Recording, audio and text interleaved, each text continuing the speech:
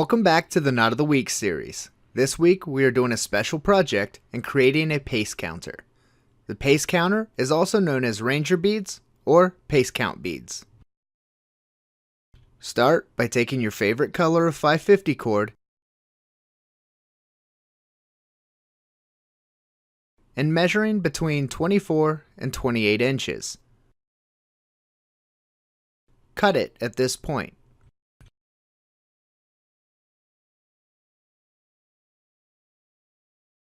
You then gut the cord by pulling out all of these tiny strands.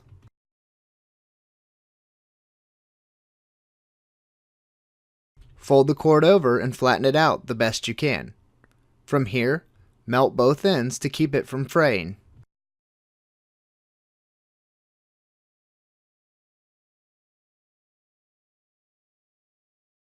Line the two ends up and place an overhand knot using both strands close to the bottom of the cord. Now take a thin wire, trash bag tie, or simply one of the guts that you removed from the cord and use it to slide 9 beads down to the knot. Leave around 2 fingers of space and place a second overhand knot.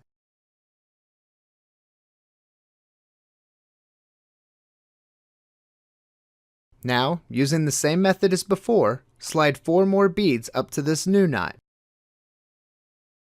Now, leaving 2 more fingers of space, place a final overhand knot. Pace count beads are helpful for remembering the distance you have traveled. To do this, use your pace count to walk 100 meters. Once you do, slide one of the 9 lower beads down. Each of these lower beads equal 100 meters.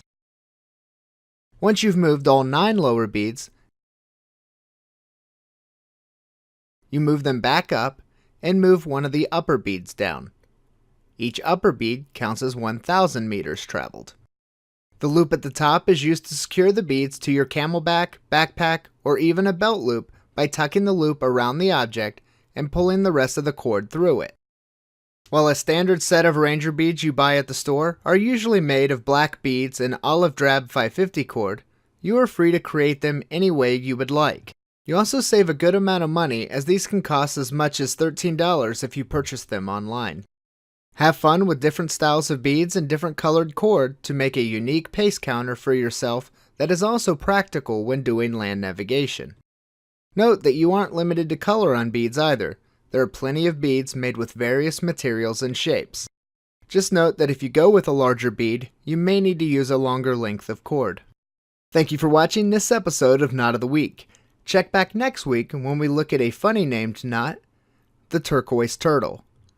If you have recommendations for future knots, please let us know in the comments below.